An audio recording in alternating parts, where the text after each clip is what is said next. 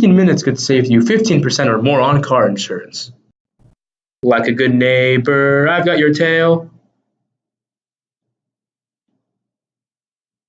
Ah! Oh no, Martin the gecko lost his tail. But maybe it's not the end of the world for him, as it is for many humans who suffer spinal damage. Martin is actually similar to us humans. Both of us are vertebrates. Vertebrates differ from invertebrates, non-chordates and chordates, because they have spines and spinal cords. During development of a vertebrate, after the nodal cord signals the neural plate to fold over to make the neural tube, it will later disappear to make the ligament-like intervertebral discs between each vertebra. At the same time that this occurs, special neurons are formed and move throughout the embryo, which begin to create nerves. Once these neurons are made, they allow for signals to be sent throughout the body, allowing for an organism to react to its environment. Neurons have multiple parts. The dendrites are the tree-like structures that receive neurotransmitters from other neurons. The axon hillock is between the cell body and axon, and is where multiple signals from the dendrites are integrated into an action potential. The action potential then travels along the neuron, a tunnel-like structure, to the synapses. The action potential arrives to the synapse in open sodium channels, allowing depolarization of the presynaptic membrane.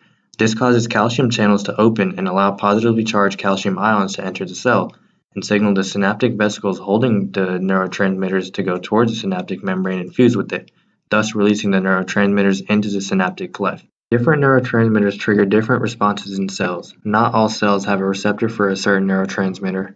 Neurons, however, cannot live on their own. They are supported by glial cells, or cells supporting the neurons. This is because neurons are highly specialized and they lose some of their cell functions, which glial cells make up for. The glial cells in the nervous system actually outnumber the neurons in a 10-to-1 ratio. Geckos are able to regenerate their tail, which has part of their spinal cord within it.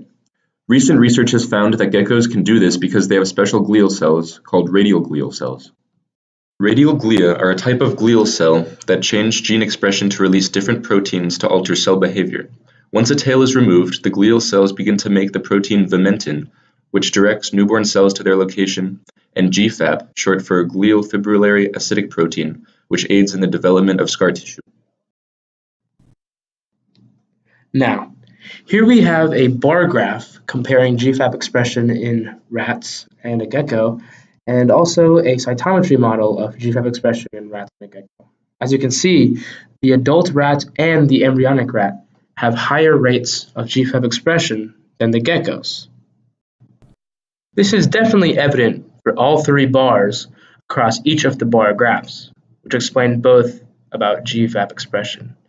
Now, if we look at the cytometry models of the GFAP expression, we can definitely see that the adult rats and the embryonic rats have a much more concentrated expression of the GFAP protein compared to the adult gecko, which has a lot less on the cytometry model. This will give us more clues into its regeneration process. Radial glial cells aren't present in humans and therefore can't regenerate certain neurons, such as those from the spinal cord. From the graph and cytometry models here, it is evident that astrocytes in both rat samples migrate much more than the astrocytes found in the gecko samples. From the three cytometry models, it is also evident that the gecko central nervous system has a higher rate of proliferation regarding astrocytes compared to both rat samples.